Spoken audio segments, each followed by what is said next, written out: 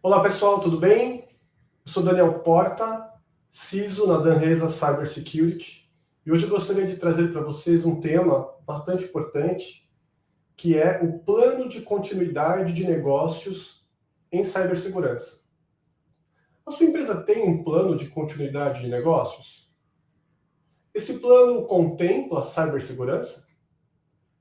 Vamos então entender a importância do BCP, ou seja, o plano de continuidade de negócios, e como implementar ele na sua empresa.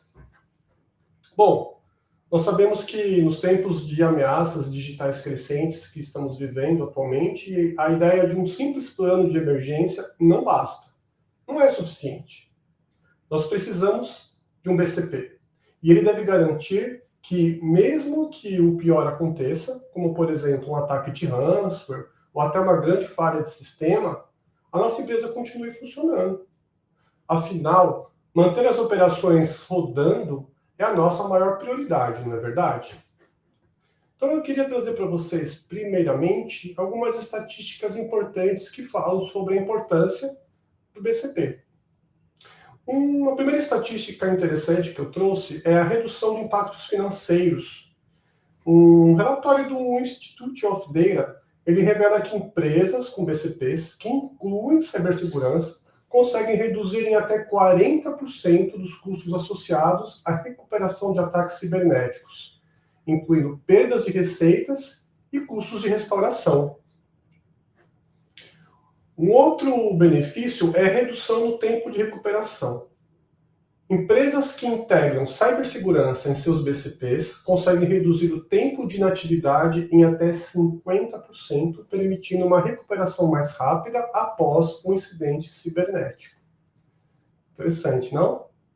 Mas como que a gente pode implementar um plano de continuidade de negócios que inclua a cibersegurança em nossa empresa? Bom, o primeiro passo é identificar os processos críticos. Então, pense na sua empresa. Qual é a peça central?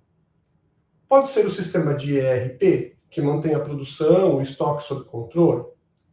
Ou será que é aquele portal de e-commerce que gera grande parte de suas vendas? Então, identificar esses processos-chave é o primeiro passo. E a ideia é simples. Pense. E se esses sistemas pararem, o que acontece? Então, precisamos saber exatamente quais sistemas, dados e recursos suportam esse processo, para que possamos focar nossa proteção onde realmente importa. Fizemos a identificação, agora a gente precisa avaliar os riscos e as ameaças cibernéticas. Então, um bom exemplo aqui. Bom, digamos que sua empresa esteja cada vez mais vulnerável ao ataque de phishing. Pode até parecer algo simples, mas nós sabemos que, por exemplo, um funcionário que clica num link de phishing pode estar dando acesso ao atacante a todo o coração da sua rede. Ou pense nos ataques de DDoS, que derrubam sistemas inteiros por horas, por exemplo. Bom, além das ameaças externas, nós também não podemos nos esquecer dos riscos internos, como, por exemplo, os acessos indevidos ou simples erros humanos que às vezes podem ser ainda mais perigosos e impactantes do que ataques externos. Feita essa avaliação, nós fizemos aí a mitigação. Qual que é a estratégia, Qual que é o planejamento para implementar o BCP? Então vamos mitigar. E aqui entra aquela conversa clássica. Temos que garantir que os controles de segurança estejam funcionando de verdade. Como, por exemplo, firewalls, sistemas de segurança de endpoint, criptografia, autenticação multifator. Mas também não é só isso. Nós precisamos de um plano de resposta a incidentes cibernéticos que seja ágil. E todo mundo na empresa precisa saber exatamente o que fazer. E um outro ponto importante. Os nossos colaboradores são a nossa primeira linha de defesa. Quantas vezes já vimos que um funcionário bem treinado pode impedir um ataque de phishing antes mesmo que ele se torne um problema sério? Sabe aquele funcionário que foi bem treinado, que pensou 2 vezes antes de clicar no phishing, que muitas vezes ligou para a área de TI, avisou ou tinha uma dúvida se clicava ou não naquele phishing? Olha só que interessante. É a primeira linha de defesa. Então nós precisamos investir em conscientização. Conscientização não é gasto, tá, pessoal? É proteção ativa. É extremamente importante. Então, agora que nós passamos por esses 3 passos, né, nós identificamos, nós avaliamos os riscos e agora nós fizemos um processo de mitigação, está na hora de colocar em funcionamento, né? Vamos botar isso aí num papel, numa planilha, num sistema, vamos tornar isso real. A gente pode usar alguns modelos de BCPs. O mais recomendado, obviamente, é o BCP focado em cibersegurança. Ele funciona muito bem. Então, ele é uma boa escolha, por exemplo, para empresas que dependem muito de tecnologia. Hoje a maioria, né? Mas vou dar um exemplo aqui, startups digitais. Se sua empresa é uma dessas, vale a pena ter um plano dedicado apenas a incidentes cibernéticos. Apartado. Que seja conjunto ao plano de continuidade empresarial. Um outro exemplo é o modelo integrado com incidente response. Aqui, a ideia é que, quando houver um incidente cibernético, a resposta seja coordenada diretamente com o plano de continuidade. Então, fica tudo sincronizado.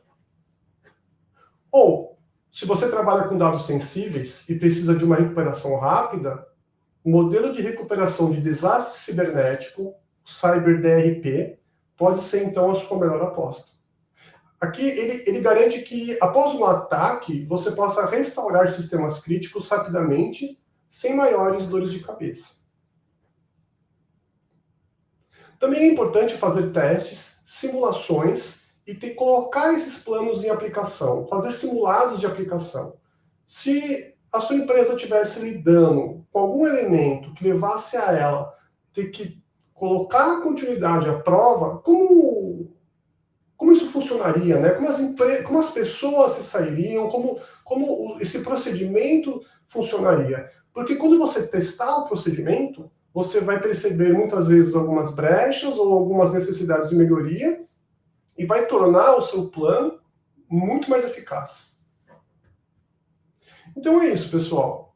Quando falamos, então, de desenvolver um BCP, que inclua a cibersegurança, não é só sobre proteger sistemas. É sobre garantir que, mesmo em um cenário de crise, a empresa continue de pé. Nós, como CISOs, gestores, a nossa missão é preparar o terreno para a continuidade, não importa o que aconteça. Nós sabemos que o mundo digital é cheio de surpresas, mas com um BCP bem estruturado em cibersegurança, nós vamos conseguir, então, enfrentar esses desafios de uma forma mais confiante. Então fica aqui a dica de hoje. Agradeço a atenção de todos e, por favor, se gostaram do vídeo, curtam, postem e nos vemos aí no próximo Cyber Bate-Papo.